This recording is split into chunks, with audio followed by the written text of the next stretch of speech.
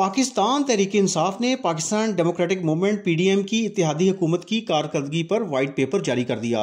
PTI तर्जुमान के मुताबिक PDM ने 16 माह में अच्छी भली चलती मईशत को तबाही के धाने पर ला खड़ा किया।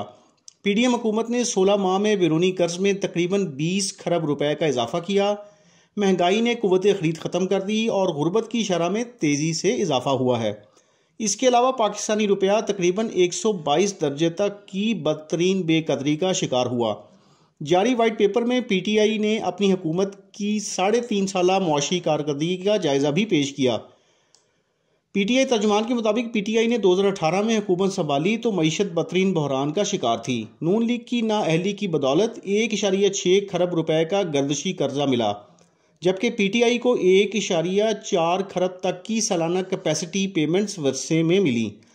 पीटीआई के वाइट पेपर में बताया गया है कि 2018 में करंट अकाउंट खसारा 19.2 अरब डॉलर, ज़र मुबादला ज़खायर 9.4 अरब डॉलर थे, जबकि पाकिस्तान को बैरूनी कर्ज की अदायगी के लिए 32 अरब डॉलर की फौरी फंडिंग दरकार थी। कोरोना के बावजूद ज़राअत, तमीरात और सनत के शोबों में सरमायाकारी हुई। पीटीआई ने बुलंदतरीन महंगाई से कौम को महफूज रखते हुए शरह महंगाई को 12.7% तक महदूद रखा। जारी वाइट पेपर में बताया गया है कि पीटीआई ने हुकूमत के तीसरे और चौथे साल में 6% शरह नमूद हासिल की।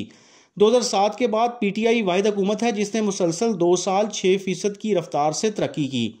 2022 में ज़री तरक्की की शरह 4.4% रही, जो 2005 के बाद बुलंदतरीन है।